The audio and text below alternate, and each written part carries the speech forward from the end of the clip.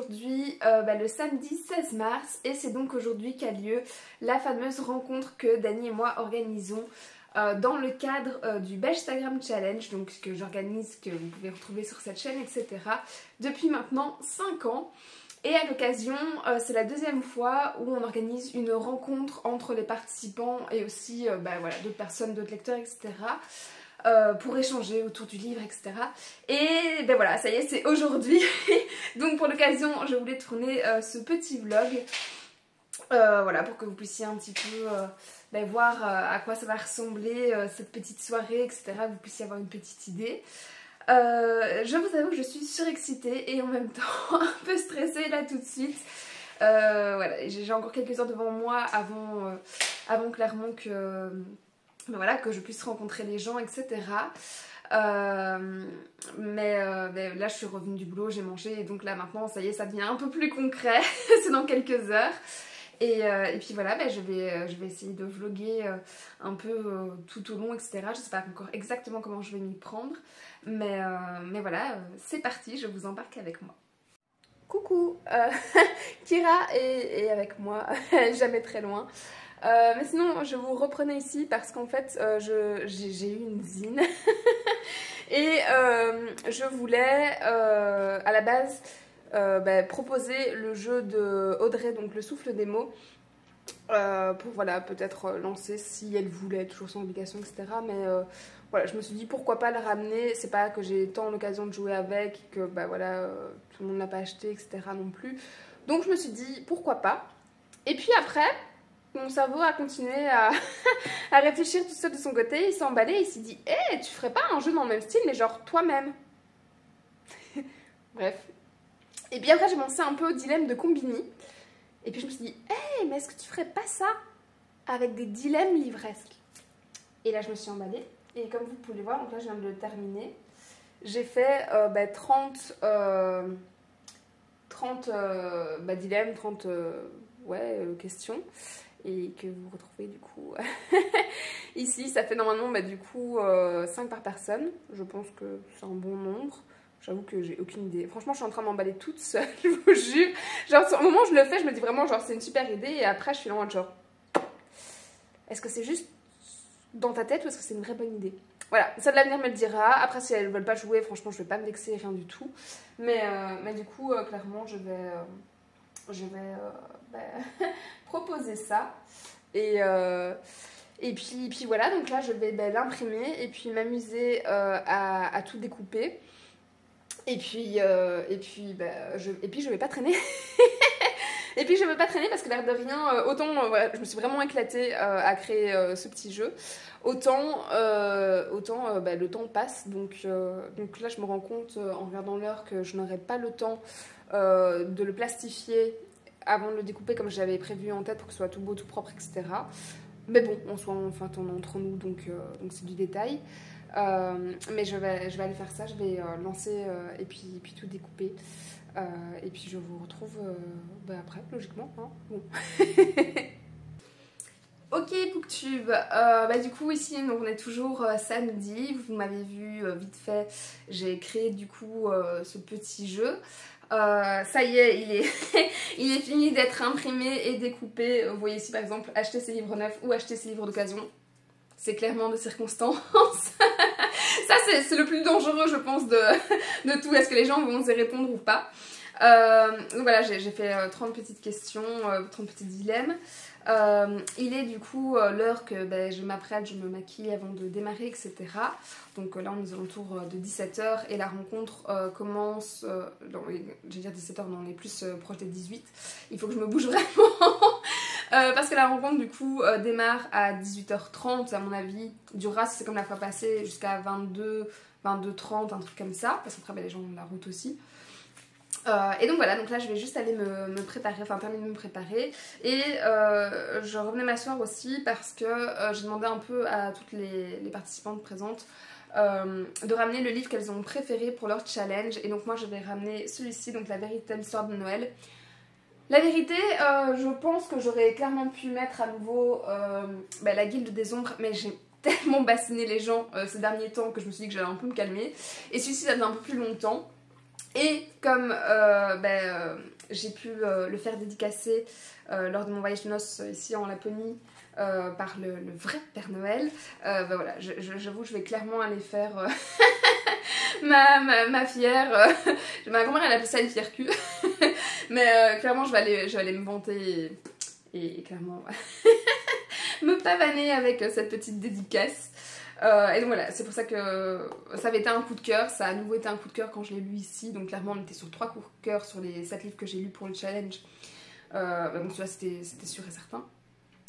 Donc voilà, donc je pense que je vais emporter celui-là, en reparler un petit peu parce qu'on le voit moins maintenant. Et du coup voilà, je vais arrêter de blablater parce que sinon je vais clairement être en retard et il faudrait pas que j'arrive après les participantes. Donc je vais me bouger. À tantôt. Et je vais aussi vous montrer après les extraits de cette petite soirée. Donc là le plan c'est on va se rencontrer, on va faire un petit apéro, etc. Et après on va toujours laisser un petit temps pour que les gens découvrent un petit peu la bouquinerie. Et qu'ils puissent un peu fureter dans les rayons parce qu'on est privatisé et du coup on peut aussi acheter nous pendant cette soirée. Et il n'y a aucune obligation, c'est pas ça, mais en tout cas la précédente édition, tout le monde avait acheté en fait au final au moins un livre. Donc je pense que c'est ce qui va se repasser, même s'il n'y a vraiment aucune obligation par rapport à ça. Et puis après, ouais, on va vraiment s'installer, apprendre à se découvrir, faire des échanges d'abord sur le challenge, puis à mon avis en général, etc. Et donc je vais vous laisser après, normalement, avec tous ces petits rushs. Et je vous retrouverai après, sans doute demain, parce que ouais, je ne vais pas refilmer en rentrant à 23 h en tout cas. Donc voilà, j'espère vraiment que ça va être une bonne soirée parce que je stresse. Je stresse quand même quand c'est comme ça, même s'il n'y a pas de raison que ça se passe mal, mais voilà, organiser des événements comme ça c'est toujours un petit peu j'ai les petites mains moites et tout. Mais bon bref, je vais couper maintenant parce que sinon je vais jamais démarrer et ça va pas.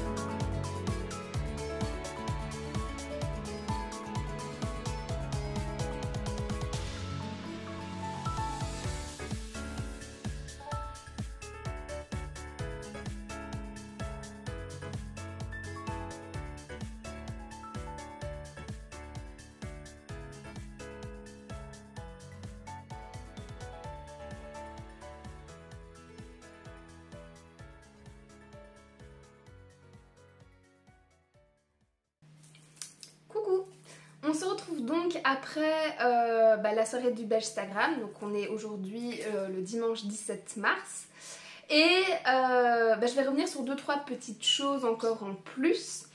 À savoir que déjà, première chose, j'ai vraiment été ravie de cette soirée qui était certes très différente de la première édition, la première soirée qu'on avait organisée avec Dani pour le Belgstagram, où là vraiment on était une vingtaine, j'avais dû refuser des participations parce que voilà, c'est une petite bouquinerie quand même, donc on ne sait pas mettre je sais pas, une cinquantaine de personnes dedans. Et où là c'était très festif, c'était des échanges très vifs, etc. Ici c'était pas du tout le cas du fait qu'effectivement on était beaucoup moins, parce que je vous avais dit sur Instagram il y avait eu pas mal de désistements, de gens qui sont mis puis retirés, etc. un peu dans tous les sens, et donc finalement voilà. Après je remercie vraiment les participantes d'être venues, parce que déjà c'était super chouette. Et que finalement 2 d'entre elles, sur des juste 4, venaient du côté de Liège, donc ont vraiment traversé la Belgique pour l'occasion. C'était déjà le cas la première fois, et donc il y avait beaucoup de covoites, etc. qui avaient été organisées pour l'occasion. Mais du coup voilà, je les remercie encore du fond du cœur d'être venus, d'avoir fait vivre cet événement, parce que clairement pas de participants, pas de rencontre. Et donc ça c'est la première chose. Et ici c'était une atmosphère qui était du coup beaucoup plus intimiste, beaucoup plus cosy, avec les petites bougies, les petites musiques d'ambiance, etc. Donc j'avais vraiment l'impression d'avoir une soirée comme je pourrais avoir chez moi avec des potes et tout, donc c'était très chouette. J'ai vraiment aimé cette petite bulle du coup dans la semaine. Donc ça c'est la première chose. Et puis j'ai reçu aussi un cadeau d'anniversaire de la part de Natacha, donc The Library of Chat, et je vais le prendre juste ici. Hop. Qui du coup pour mes 30 ans m'a très gentiment offert Et les vivants autour de Barbara Abel. On avait déjà discuté de cet auteur parce que vous ne le voyez pas, mais il aurait été par là, attendez. Ouais. Hein. J'avais déjà dans ma pile à lire ces 2 tomes, enfin c'est une duologie, donc derrière la haine et après la fin. De mémoire c'est le tome 1 et le tome 2. Je pense. J'ai un doute. Bref, donc j'avais donc ces 2 livres que je me réserve pour le prochain Belgstagram, pour changer un petit peu donc en auteur belge de Noton que je remets tous les ans. J'avais un peu envie de changement, de mettre une autre auteure à l'honneur pour l'occasion, donc celui-ci vous les retrouverez l'année prochaine.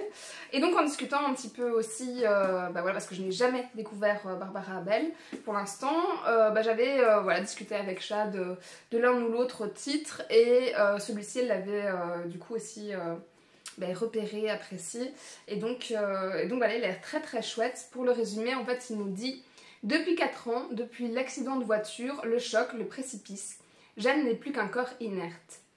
Allongée, intubée, ventilée, végétant dans le coma. Ce trou noir pour l'instant sans issue a happé sa vie et celle de ses proches. Gilbert et Micheline, ses parents, Charlotte, sa sœur, Jérôme, son mari. Tous suspendus au rythme des machines qui maintiennent Jeanne en vie. Chacun accroché à la plus petite lueur d'espoir. Mais l'état de Jeanne est stationnaire, sans aucune amélioration notable. Alors quand le professeur Gossens demande à leur parler, ils craignent le pire. Ils sont pourtant loin de pouvoir imaginer ce qui les attend.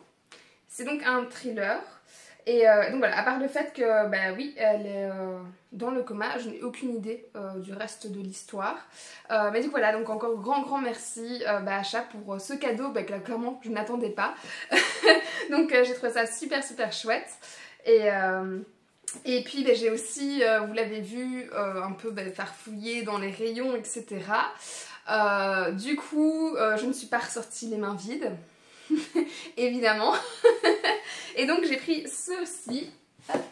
C'est 2 livres de Romain Sardou. Donc c'est toute une saga en gros. C'est Sauver Noël, et ici L'Arche de Noël et autres contes. Celui-ci est tout petit. Et j'avais déjà aussi acheté en plus à la bouquinerie des mots bleus celui-là, c'est la trilogie. Donc Une seconde avant Noël, c'est des vieux livres qu'on ne trouve pas facilement, et du coup c'est aussi l'avantage d'avoir de l'occasion.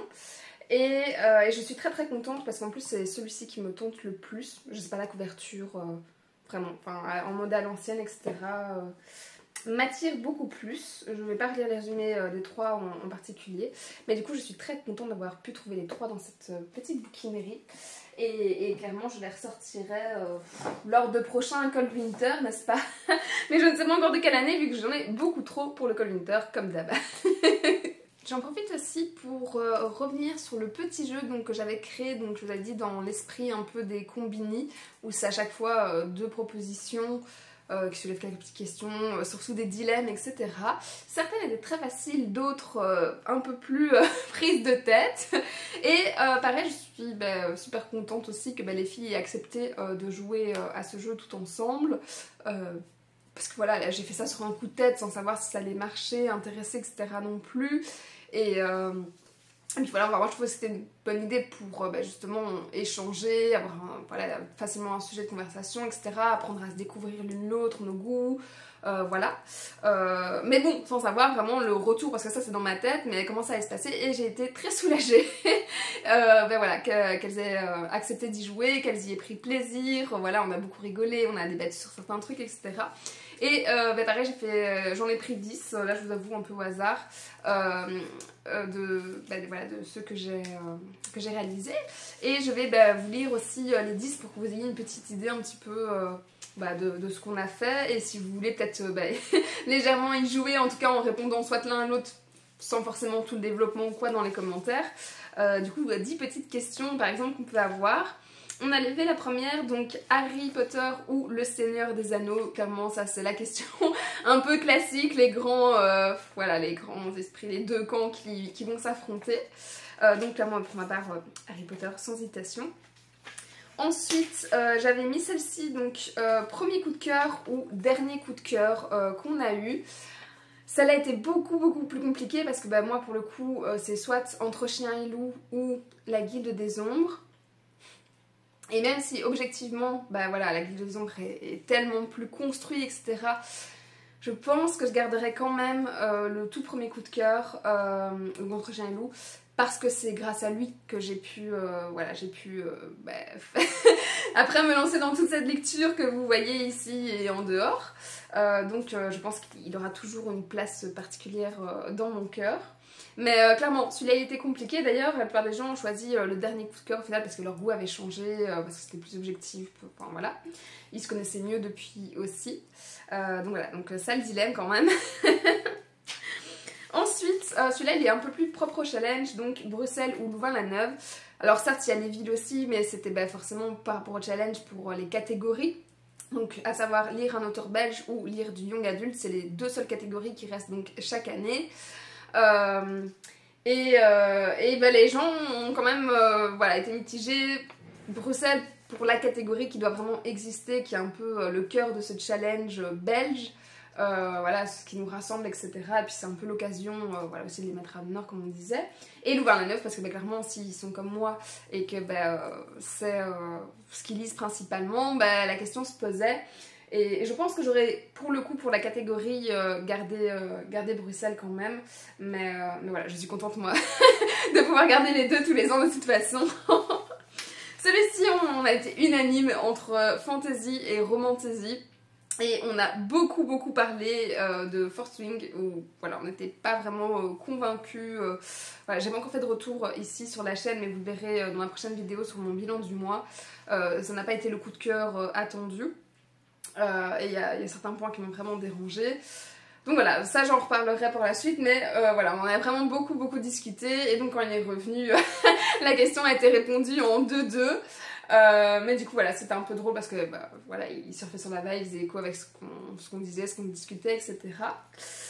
On a Akotar ou Keleana parce que pareil, il y avait plusieurs grandes sagas qui s'opposaient un petit peu, ou soit qui étaient très similaires, etc. Donc entre les deux, le cœur balance. Donc voilà, celle-là elle était suffisamment connue et on l'avait suffisamment passé pour que normalement les gens aient lu au moins une des deux, soient informés, etc. Et je pense que c'est quand même Akotar qui l'a emporté.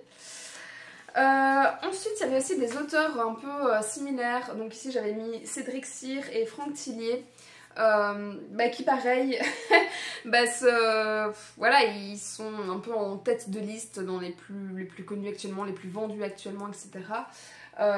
Et du coup, je ne sais plus. Parce qu'au final, on a plus mis en avant sur justement ce qui les différenciait. Et je ne sais plus... je pense que Laura a choisi en tout cas Cédric Cyr. Moi, j'aurais plus choisi Tillier et on a un peu discuté comme ça. Donc voilà, donc des auteurs qui faisaient un peu le même genre et du coup qui ont préféré au final dans un même genre littéraire. Celui-ci a été le plus facile je pense entre tous, c'était Pile à lire ou Bibliothèque à lire. Team Bibliothèque à lire. Même si on essaie toutes de se calmer, on est toutes dans le même combat pour le coup. Donc plutôt facile. J'attends de voir dans les commentaires si certains ont plus la pile à lire parce que y a des gens qui ont, après 15-20 livres dans leur palle, ils sont pas trop chauds. Puis ensuite on a parlé un peu challenge en général et donc ici il y avait Pumpkin Autumn Challenge ou Cold Winter. C'est le Pumpkin qui l'a emporté au final même si on aime tous les deux. Tout le monde ne participait pas je pense au Cold Winter mais je pense que tout le monde avait fait le Pumpkin. Donc voilà, challenge en dehors du Instagram, etc. lesquels vous participez, tout ça. Ensuite, petit classique qui ne font pas spécialement l'unanimité, pardon, dans les gens qui le lisent, mais donc Guillaume Musso ou Marc Lévy, c'était un peu drôle de le mettre, d'argumenter quand même entre les deux, tout en restant complètement courtois et disons que quels sont les points forts, les points faibles, etc. Des littératures de gare aussi, et donc voilà, on a pu discuter de ça aussi, toujours de façon bienveillante, mais c'était drôle à ressortir. Et pareil, des genres littéraires, donc à nouveau, qui là vraiment s'opposent. Et donc j'avais contemporain ou historique. Et ça c'est Laura aussi qui l'a tiré, et c'était très compliqué pour elle d'y répondre. Et on était aussi très partagés finalement sur notre préférence, suivant les thèmes qu'on retrouve dedans. Donc voilà, c'est un petit top 10 que j'ai pris comme ça. Au final, j'en avais fait 30. Qui faisait 5 par personne pour les tours. Après on répondait vraiment, on échangeait sur chaque truc, etc. Je crois que le jeu a bien duré une grosse heure, 1 heure, 1 heure et demie. Donc franchement je pense que je l'ai pas fait pour rien. Je suis contente. Je suis contente d'avoir pu jouer à ça avec des personnes qui aiment aussi. Parce que clairement c'est pas le genre de jeu que je peux faire dans ma famille ou quoi. Donc c'était un peu l'occasion. Et donc pour ça j'étais très très contente. Et comme je vous dis on a vraiment pu échanger, on a pu rigoler là-dessus, rebondir et tout. Donc c'était chouette qu'au final sur quelques heures on puisse déjà se refaire des feintes ou quoi, des petites blagues internes, de choses qu'on avait déjà dit seulement dans la soirée sans vraiment se connaître et s'être rencontrés avant. Donc voilà, je suis très très contente sans vouloir me lancer des fleurs ou quoi que ce soit, mais voilà que ça ait plu, que ça a animé etc. la soirée. Donc voilà, je n'ai pas fait ça pour rien et je pense que c'était une bonne chose et des retours que j'ai eu aussi. donc voilà pour ce qui était du jeu. Si de votre côté ça vous donne des idées aussi pour l'une ou l'autre activité que vous voudriez faire, etc. ou vidéo ou quoi que ce soit. Donc voilà, comme ça, et si vous voulez jouer un minimum, vous pouvez mettre, je vous dis, dans les commentaires aussi. Coucou! On se retrouve aujourd'hui, donc ce matin on est le lundi 18 mars. je reviens pareil du boulot de ma nuit de dimanche. Et j'ai un petit peu cogité hier soir et je me suis dit ce serait quand même sympa de pouvoir proposer un peu plus. Et du coup j'ai demandé à Dani si elle était d'accord de faire une petite interview toujours dans le cadre du Instagram de cette chaîne, etc. et de ce vlog par rapport à son métier vraiment de bouquiniste. Parce que voilà, je m'entends très bien avec, elle est vraiment hyper accessible et tout, et je me suis dit que ça pouvait être intéressant. Et comme je sais que les petits rushs que j'ai tourné pendant vraiment la soirée de samedi, non plus, ça fait quelques minutes mais pas plus. Après j'ai pas encore rassemblé tous les rushs, donc je ne doute pas qu'au final ce sera assez long, d'autant que je vais incorporer donc l'interview de Dani que je vais faire ici d'ici une demi-heure à la bouquinerie. Oui, cette vidéo au final risque à mon avis d'être assez longue, mais là j'en sais encore trop rien au moment où je tourne. Je verrai ça au montage plus tard. Et du coup voilà, donc ici on va vraiment partir dans la deuxième partie si vous voulez de la vidéo, la post-soirée. Et voilà, où on fait vraiment la cassure avec ce qui s'est passé pendant la soirée. Et donc ça c'est la partie bonus. Où c'est vraiment en plus un côté voilà, informatif sur cet endroit, sur voilà, sa propriétaire, etc. Et donc Dani, ma bouquiniste. Et voilà, j'ai eu l'idée franchement hier soir, donc dimanche dans la journée, et je me suis dit bah tu sais quoi, pourquoi pas. Et voilà, j'ai à nouveau fait un truc sur un coup de tête, mais bon visiblement parfois ça me réussit, donc je croise les doigts que ce soit encore le cas. Et je vous l'ai laissé parce que pareil, là je vais vite à nouveau me préparer moi, et puis je vais la rejoindre, je vous dis d'ici 15-20 minutes, un truc comme ça. Donc voilà, je vous laisse avec ces prochains rushs qui vont arriver, et franchement je croise les doigts pour que ça vous intéresse, parce que je sens que ça va être très très chouette à faire, donc let's go. Ok, je viens de me garer comme vous pouvez le constater à quelques rues, parce qu'en ce moment il y a énormément, mais vraiment énormément de travaux dans sa rue. Ce qui forcément aussi a un impact sur les commerces.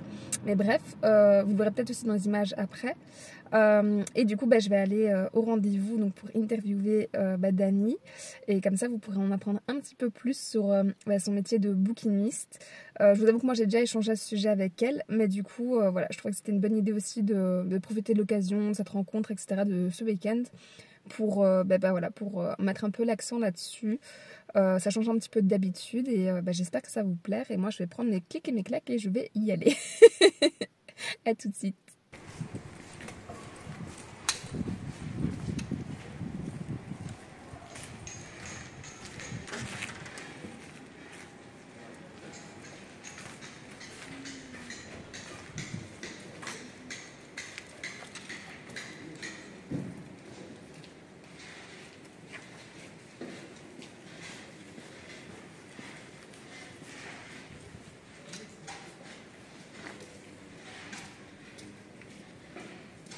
Et donc en général, Dani, vous voyez ici, elle fait toujours des devantures en fait à thème. Donc ici clairement on est sur l'arrivée du printemps, les arrivées pour les livres de potager, etc. Mais il y a vraiment pour tous les goûts, et vraiment des plus petits aux plus grands. Et elle trouve mille et une occasions de refaire cette devanterie, et elle met toujours beaucoup de cœur à ça. Donc je trouve ça super chouette. Et à chaque fois qu'on arrive, on est accueilli par Sunny. Coucou Sunny. Coucou bébé. Qui est adorable. Un bébé. Oui.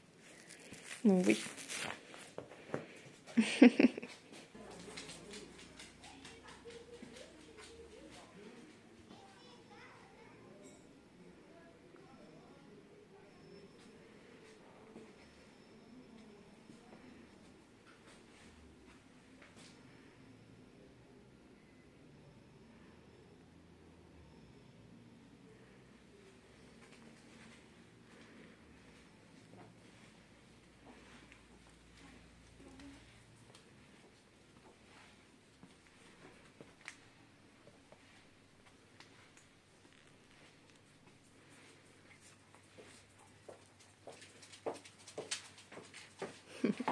Déjà merci du coup de m'accueillir et de partager un peu ton métier avec tout le monde, ça va être cool.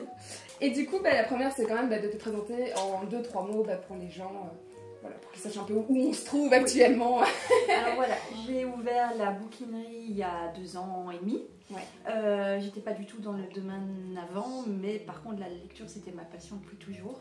Et donc quand j'ai appris que la bouquinerie allait s'arrêter, voilà, je me suis dit que c'était peut-être l'occasion de changer complètement de voie, et je me suis lancée. Et tu l'avais pas envisagé avant d'avoir cette annonce? Absolument pas. Ah top. Ah non. J'adore. Ok. Et par exemple, comment t'as choisi l'emplacement? Ça se fait assez naturellement du coup, mais genre le nom pour ta bouquinerie, ou tu sais, toutes ces questions qui reviennent après. Oui, les mots bleus en fait ça vient d'une chanson au départ de Christophe, que je n'aime pas spécialement, mais qui a été apprise par Alain Bachung. Ouais. Et dans les paroles en fait c'est les mots bleus, c'est les mots qui rendent les gens heureux. Et je trouvais que ça se prêtait magnifiquement au livre. J'avoue, voilà.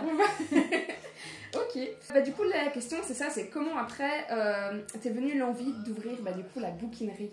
Donc oui, il y a l'amour de la lecture, mais comment t'as un passage, enfin d'où vient cet amour de la lecture pour vraiment consacrer voilà, tout ton temps, tout ton métier, etc. À cette passion-là aussi. Mais on va dire qu'au départ, lire j'ai toujours fait, mais je pense qu'autour de moi il n'y avait pas énormément de personnes avec qui partager ça. Ouais. Donc il y a quelques années, j'ai commencé à aller sur Insta. Et là j'ai découvert la communauté Booksta et c'était un plaisir. J'ai l'impression de m'entendre de pouvoir échanger avec plein de gens et découvrir des choses. Et je me suis donc rendu compte que c'était vraiment le truc qui me plaisait aussi, c'était de pouvoir discuter avec les gens. Et pas juste le faire de ton côté. Non, voilà. Et donc en fait, je me suis dit, il n'y a pas de raison, j'essaye, on verra bien. J'étais déjà indépendante avant, donc je pense que ça fait aussi un bagage certain derrière aussi. Voilà. Pas commerçante du tout, mais indépendante, donc en contact avec une clientèle. Et donc je me suis dit, on va essayer de toute façon. Et je suis complètement dans ton élément, ça c'est clair. Ça, je vous le confirme. Mais ok, donc et pas trop de crainte du coup de changer.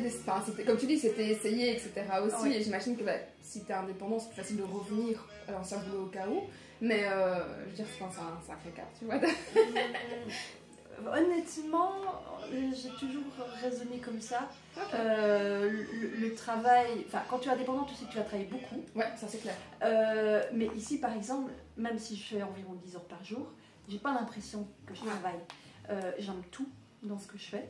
Que ce soit ranger, trier, faire des recherches, conseiller évidemment. Voilà, par contre, paradoxalement, je lis moins. Voilà. Ça, tu me l'as dit du coup du week-end, c'est vrai. Mais ça va, c'est en train de revenir. Voilà, oui. Et donc, le fait de se lancer, pour moi, c'était pas effrayant. Ok, voilà. C'était plus l'excitation du projet. Oui. Cool. Pourquoi le choix d'une bouquinerie plutôt qu'une librairie? Et surtout la question ici des livres d'occasion. Oui.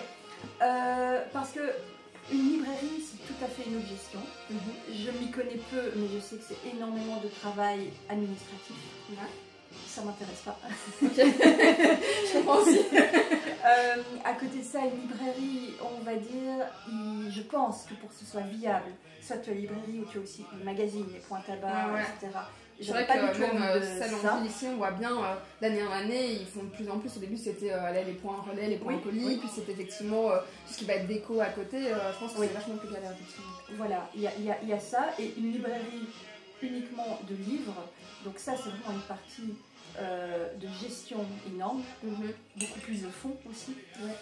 Ce que je n'avais pas en fait. Donc je suis partie vraiment de rien ici. J'avais pas de fonds derrière moi, mais acheter du livre d'occasion, c'est faisable.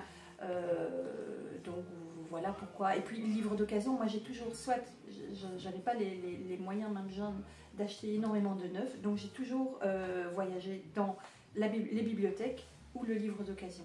Donc c'était mon domaine déjà.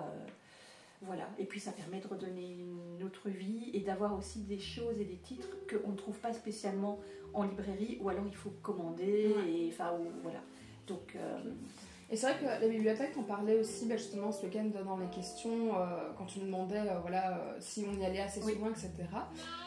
T'as jamais eu l'occasion, toi, du coup, à ta bibliothèque ici à Ath, pour faire des projets communs, ou il y a des choses que vous avez je sais pas, des formations, des choses comme ça, du coup, en lien, ou c'est vraiment totalement indépendant? C'est indépendant, mais on s'aide, c'est David Franck, la bibliothèque, voilà, qui m'envoie parfois des clients que moi, parfois, j'y allais voir à la bibliothèque.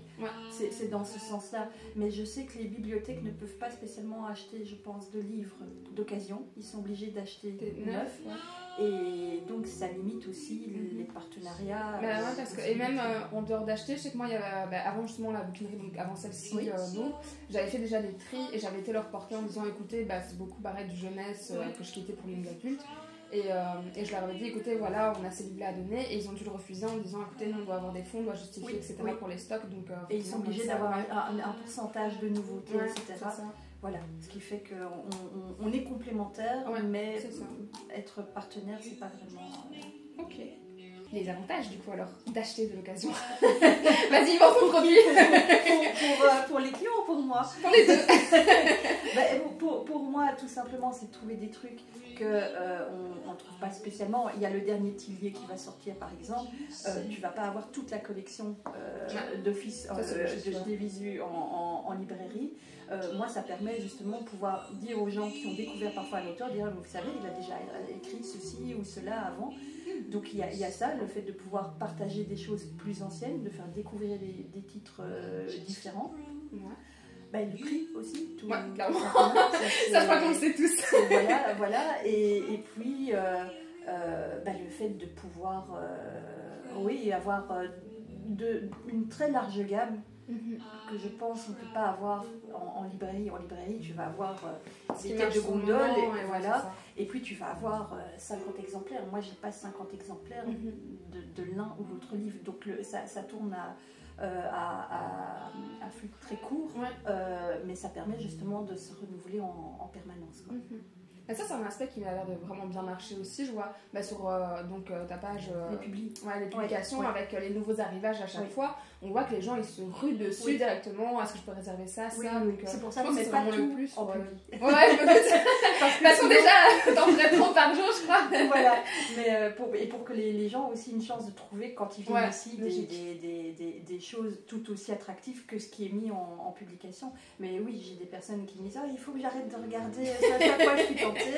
Et puis d'autres qui guettent ça vraiment et qui me disent on a tous, je pense, ça, tu vois, quand les photos Insta, tu vas zoomer, tu regarder, tu vas aller voir sur les résumés, sur d'autres sites. Clairement. Et ça fait partie du plaisir du lecteur, je pense, quand tu as vraiment un peu lire de tout, de pouvoir comme ça découvrir des choses. Et les publics, ça y contribue beaucoup. Ok.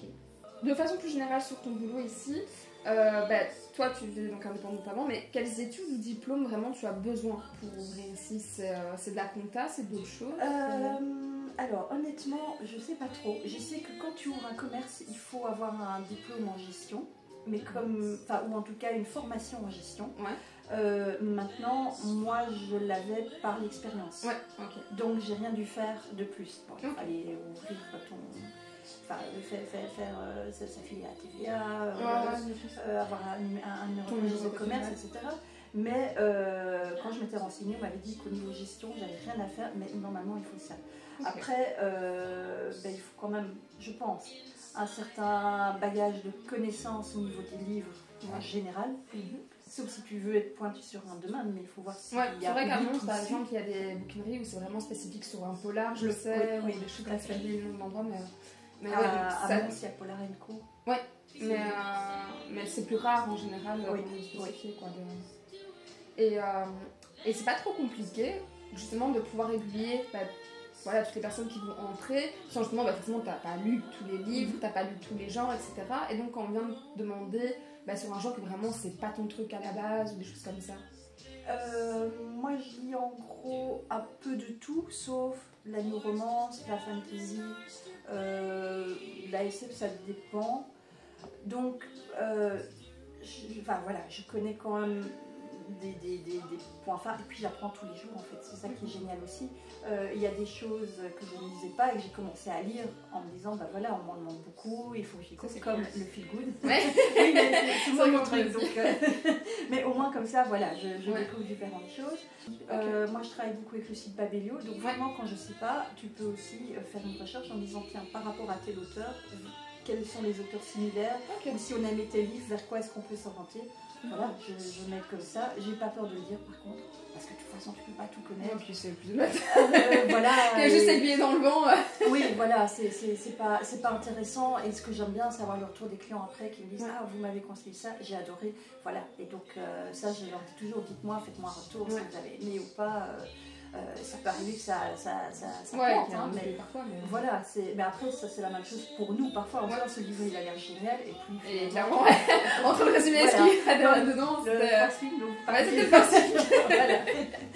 Et alors tu parles aussi de Babelio, donc pareil j'avais vu que tu recevais des livres parfois, est-ce que tu as des réseaux comme ça, plus professionnels, des partenariats ou des choses comme ça qui se mettent en place avec la bouquinerie? Ou c'est à chaque fois toi qui vas faire la démarche pour t'inscrire? Ah non, ça, pardon, je réponds trop vite alors.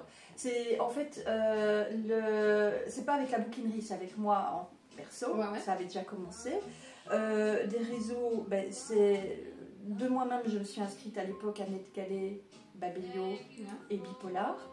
Au fur et à mesure du temps, plus tu chroniques, plus tu as une importance. Donc maintenant, c'est parfois eux qui me contactent pour me proposer des livres par rapport à ce que j'aime. Et puis, il faut être proactif aussi, par exemple pour les jurys. Si tu veux faire partie d'un jury, là il faut se vendre en fait pour montrer que d'abord tu auras une application et puis que ils ont intérêt à et puis il y a un panel aussi derrière. Voilà, exactement. Donc ça, j'ai fait le jury du Grand Prix L, le prix Wurzel, donc prix jeunesse. Ça, je fais maintenant depuis 2 ans. Et ici, c'est le prix Booksagram cette année-ci. Donc voilà, et ça, c'est en se présentant. Parfois, il faut envoyer des chroniques pour montrer comment on rédige. Et puis après, parfois, c'est des maisons d'édition qui contactent aussi en disant voilà, est-ce que ça vous intéresserait de promotionner ceci ou cela. Maintenant, j'aime bien choisir, donc je lis tout ce qui m'intéresse. Ça m'est déjà arrivé qu'on me propose quelque chose. Ça n'ira pas poliment parce que soit ça ne va pas m'intéresser et donc je ne serai pas la meilleure juge pour promotionner quelque chose.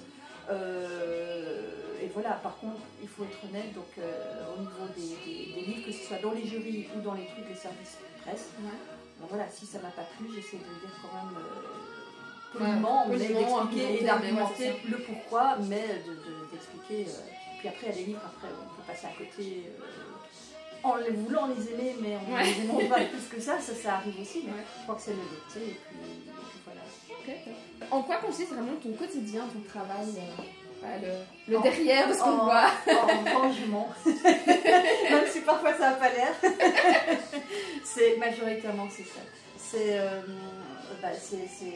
ranger les arrivages, choisir ce qui va passer en publication, déterminer les prix et puis les ranger par genre généralement ici. Puis c'est faire des recherches pour les clients, puisqu'on peut me demander en fait, tiens, je cherche tel tome de telle série que je n'ai plus, voilà, faire des recherches, mais c'est majoritairement. Et t'as parfois, je pense à ça d'un coup, mais des gens qui vont te demander, je cherche ce livre-là vraiment depuis X temps, et qui vont te le réserver à l'avance dans ce cas-là. Et ça tu fais? Oui. C'est bon à savoir. Ok.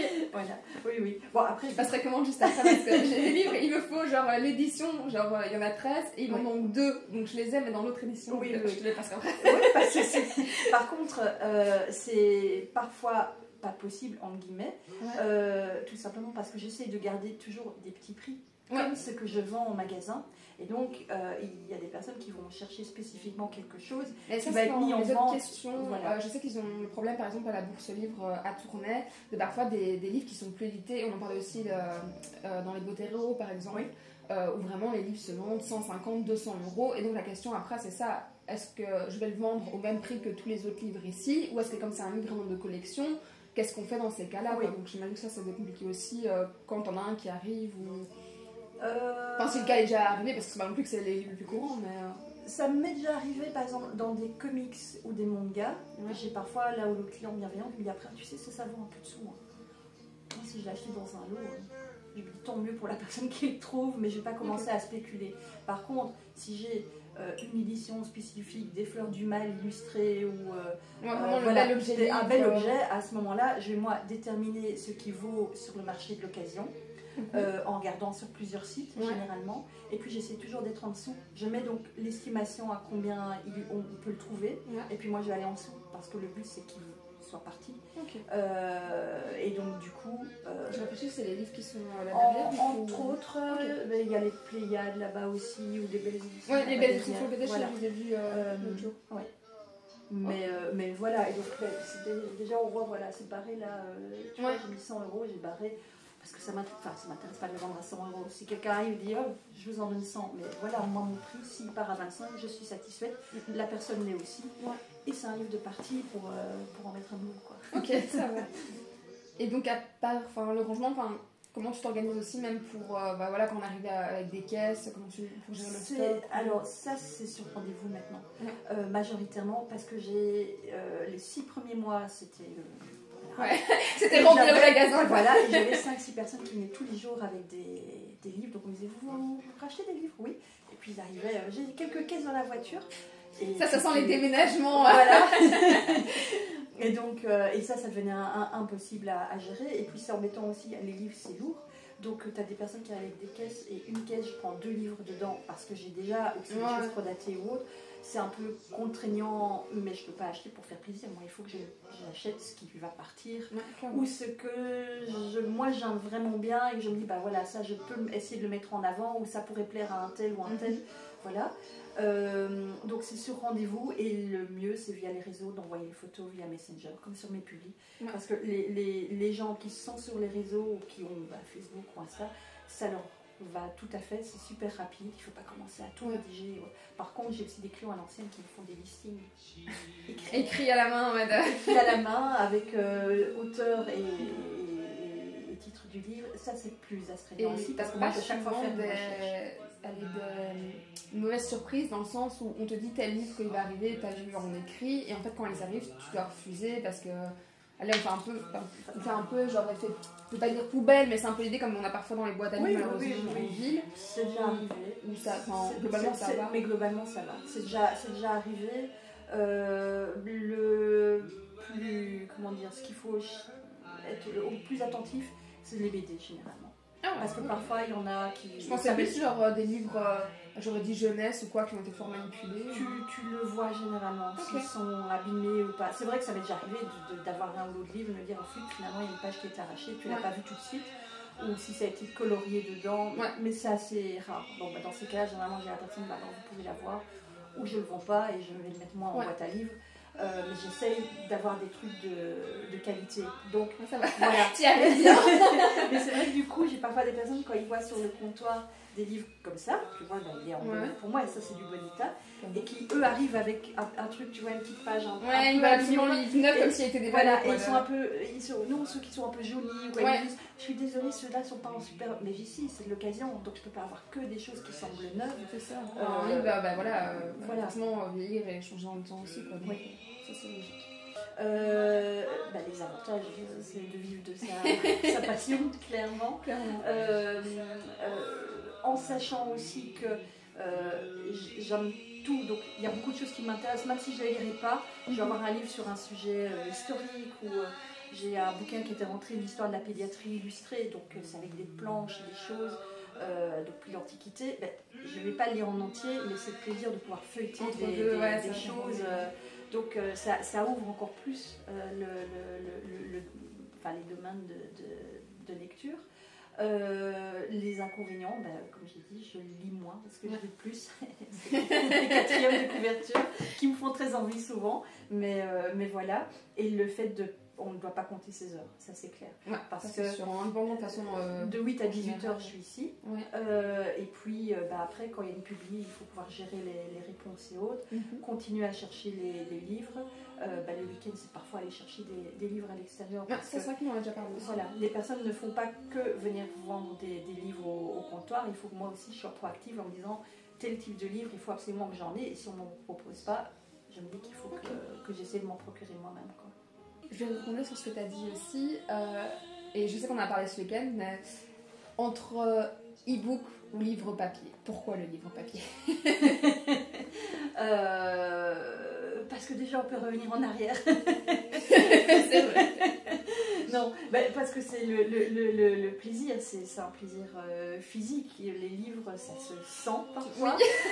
Le papier, il se touche. Il n'y a rien à faire. Parfois, il y a des livres comme les Galmester, ils sont tout doux. Oui, parfois, je vois. C'est le fait de pouvoir feuilleter, de pouvoir un petit peu aller plus loin pour voir, tiens, celui-là, il est toujours vivant ou pas. Que tu peux pas faire en e-book. Et en e-book, ce qui est très pratique, c'est de lire le soir, d'avoir toujours un très gros stock, de disponibles. Mais ça, c'est un double tranchant parce que souvent on va les oublier et ils vont rester là. Donc moi je sais pas comment faire argument. Dans un coin de ta tête tu te dis ok c'est coché, genre je les ai, et puis finalement tu vas jamais les lire parce que tu les as oubliés entre temps. C'est vrai, ça m'est arrivé. Ou qui ne sont plus empruntables parce que tu peux aussi emprunter via des réseaux pendant 30 jours et puis tu fais ah je ne l'ai plus. Oui c'est vrai. Ça c'est vrai que ça arrive. Mais oui non il n'y a rien à faire, c'est le livre. Mais je lis aussi des e-books puisqu'on m'envoie parfois des SP en e-book. Donc c'est vraiment en fait souvent quand je veux vraiment lire. Okay. Donc mais ça fait 20% de mes lectures environ. Okay. En plus, et ça j'ai vraiment découvert depuis qu'on pareil j'ai commencé Instagram etc. Mais on développe aussi des tics avec les papiers. Il reste combien de pages avant la fin du chapitre ou des trucs comme ça, comme tu dis, vous passez quand voilà, tu veux savoir s'il y a un tel, etc. Donc ça c'est vraiment une fois que tu as le livre, tu le découvres. Je ne me serais pas dit de base, je vais toujours faire ça, quoi, tu vois. Bien sûr. Et maintenant c'est tellement... Et puis c'est un bel objet aussi. Ah oui, c'est un bel objet. Ça, c'est clair que moi, la bibliothèque c'est vraiment... c'est une partie à part de la maison parce que c'est vraiment le plaisir de l'avoir aussi... Et c'est le côté esthétique, c'est pour ça que j'aimais bien avoir certaines choses par collection, parce que je trouve ça plus joli. Il y a des magasins ou bouquineries qui alignent aussi bien les petits et les grands formats les uns à côté des autres. Moi j'aime pas. Ça c'est à la bibliothèque quand c'est par ordre, en tout cas ici à Hâte c'est par ordre alphabétique. Et pareil je suis très perturbée de... en plus ils ne font pas forcément par rapport à l'auteur. Et donc tu peux avoir même une saga qui est pas une oui, tout à fait. Donc on a, je crois, tous des titres. Ouais, ça c'est clair, ça c'est des grandes questions. La partie du travail que tu préfères, tu as déjà plus ou moins répondu, je pense. Et partager avec les gens aussi. Ouais, c'est vrai que c'est pas évident. Ça fait plaisir. Et puis les retours des personnes qui viennent ici, qui aiment bien l'endroit, qui disent que c'est cosy, que quand ils arrivent ici, c'est leur petite bulle. C'est des choses auxquelles je n'imaginais... Enfin, c'était une partie du boulot à laquelle je ne pensais pas du tout. Qu'il y allait avoir un retour de la part de personnes qui me disaient ça me fait du bien de venir. Moi, je n'y pensais pas. Ça leur fait du bien de s'acheter un livre. C'est ça, oui. Mais pas de venir échanger, se poser. Et ça fait évidemment aussi plaisir. Avec le chien aussi, il y a des gens qui rangent pour faire un câlin. Voilà, c'est toutes des petites choses auxquelles moi je ne pensais pas, mais qui apparemment sont hyper importantes pour les clients réguliers qui viennent. Ouais, c'est vrai que ça m'aime beaucoup cet aspect-là. Le fait de pouvoir, c'est même t'asseoir par terre, regarder derrière, bouger les piles, etc. C'est vraiment un moment où je suis un peu dans une bulle. Tu vois, c'est un moment quand j'ouvre la porte, ce moment où je ressors, t'es un peu tu fais pause en fait sur le quotidien, où tu cours un peu, et là c'est vraiment... c'est un moment où tu prends du temps une fois que tu passes ta porte ici, quoi. Donc je suis pas étonnée de ce retour là aussi parce que je le ressens souvent aussi, quoi, tu vois. Quel livre conseillerais-tu à tout le monde? Alors évidemment on a tous des goûts différents, mais le livre que vraiment tu vas... C'est quand même multigenre, ça c'est compliqué comme question. Ouais, elle est compliquée. J'imaginais plus un coup de cœur dans ta tête. Ouais, mais c'est pas un livre que je peux recommander à tout le monde justement. Un de mes livres préférés, c'est La Route de Cormac McCarthy. C'est du post-apocalyptique très noir, très sombre. C'est très court, mais j'ai déjà lu 3 fois. Ah oui, et sinon Le Prince des Marais de Pat Conroy, c'est un auteur du sud des États-Unis. Ça c'est une belle brique, c'est 1000 pages. Mais j'ai déjà lu 3 fois, je lis tous les 10 ans, et toutes les personnes à qui je l'ai conseillé adorent. J'irai voir le résumé après. Ok. Donc ce week-end on a fait l'événement, encore merci de nous avoir accueillis ici chaleureusement. Mais est-ce que tu fais d'autres rencontres comme ça, d'autres événements dans ta bouquinerie en général? Ponctuellement oui, donc j'ai lancé un apéritif littéraire qui va se faire environ tous les 2 mois. Après, il y a déjà eu un concert ici, séance de dédicace, il y en aura aussi une prochainement. Donc c'est vraiment essayer de faire différents petits événements autour du livre ou autour de la seconde main, puisque le concert par exemple c'était dans le cadre d'un zéro déchet ou zéro carbone en fait. Donc ça se prêtait, le lieu se prêtait bien, et pour justement donc faire découvrir dans les locaux ici la bouquinerie, mais l'ambiance aussi. Et du coup c'est quoi vraiment l'avantage de faire ces événements là? Ça crée une cohésion, donc les apéritifs littéraires, ça crée vraiment une cohésion au niveau du groupe des gens qui sont venus, mais quand je me promène dans la rue, j'ai parfois les personnes qui me disent ah oui, j'ai vu que vous alliez faire un apéro, on viendra une fois. Et voilà, ça rajoute au côté convivial. Et puis ça fait plaisir de voir des clients qui se retrouvent ici. Ah, toi, t'es là aussi. Oui. ça c'est vrai que j'ai déjà eu des retours quand je fais les stories. Ah, mais tu vas aussi, tu connais. Et c'est vrai que les gens, bah voilà, moi je cherchais, j'avais pas de lecteur dans mes amis proches, à part ma meilleure amie. Et du coup, bah, c'est vrai que les gens ne savent pas forcément que j'ai Instagram ou quoi en dehors. Parfois, c'est à l'autre bout de la Belgique, mais pas proche, tu vois. Et du coup, ouais, c'est parfois quand ils voient en fait le décor d'une story et qu'ils vont dire ah, mais moi aussi j'y vais et tout. Et Dani, nanana, elle m'a parlé de ça. Et c'est vrai que sinon on n'aurait jamais cru l'un l'autre, quoi, tu vois. Oui, tout à fait. Et j'ai beaucoup de clients aussi. Quand ils passent la porte, je leur demande parfois, vous êtes arrivé comment ici alors on m'a dit de venir. Ça c'est le Graal. Ça c'est que t'as tout réussi. Voilà, je me dis alors ça va, c'est quelqu'un qui est content. Voilà, et donc...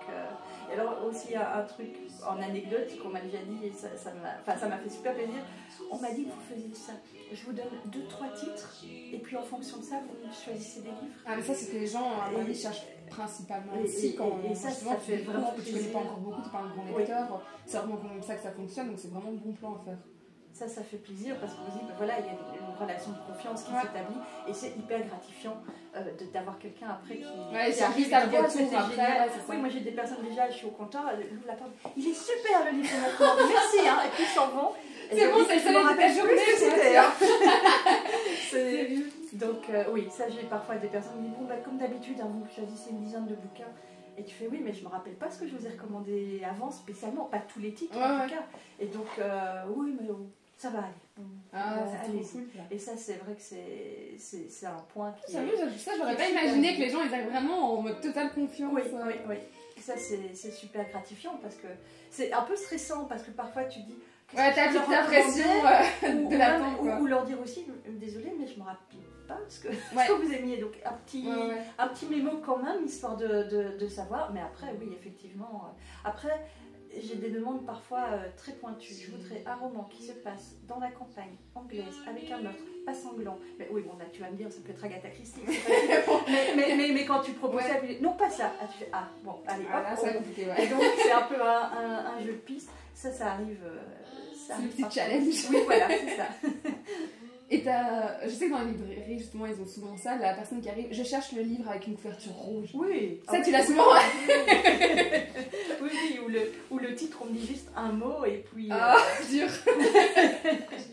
Je pensais que c'était, je vais pas dire un mythe, mais quand j'entendais les retours, je savais que ça existait, mais après, je pense à Marie de Memphis Books, par exemple, qui parle beaucoup de son boulot chez Club, et Cultura, je pense. Et qui dit souvent, mais ça m'arrive genre 10 fois par jour. Mais je comprends pas comment les gens ils peuvent se dire que tu vas avoir la réponse à cette question. Ça arrive vraiment fréquemment, où on te donne juste un mauvais titre en fait. Et donc tu arrives avec le livre, on dit mais non c'est pas ça. Alors, le titre en disant c'était l'auteur mais c'est pas le bon. Aussi, ça va, ça peut se corriger généralement. C'est pas une chanson de quoi. Voilà. Mais oui, où ça parle de ça. Et alors on donne plus ou moins. C'est une fille qui se fait assassiner et ça se passe, je crois, en Islande. Et tu fais bon, c'est tout. Bon, on a commencé à chercher. Oui, ça. Mais ça, c'est génial de faire des recherches Google. Pour ça, c'est mes petits défis de trouver. Donc, c'est un peu comme ça. C'est la preuve que t'aimes tout dans ton métier. Hein. Oui. Non, c'est cool. Ici, je me suis fait comme petit défi perso en avril. Je voudrais essayer de lire, je me suis dit, 20 livres.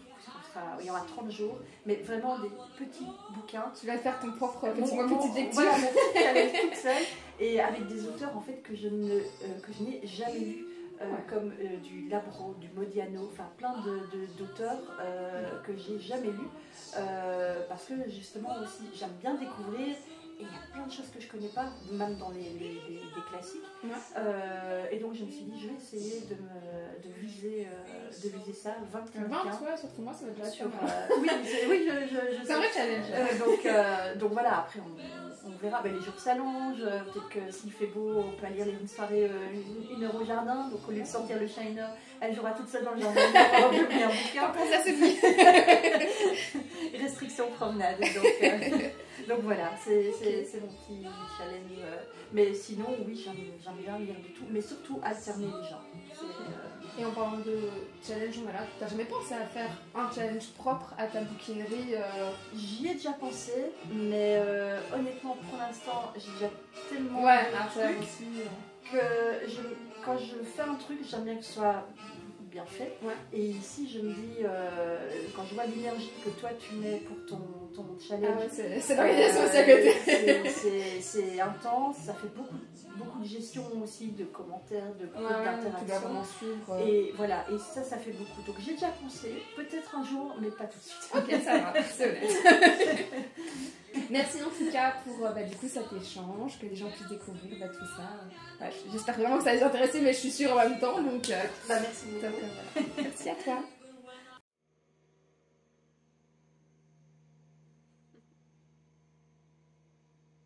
Coucou Booktube, je suis donc de retour dans ma voiture, comme vous l'avez vu ici normalement.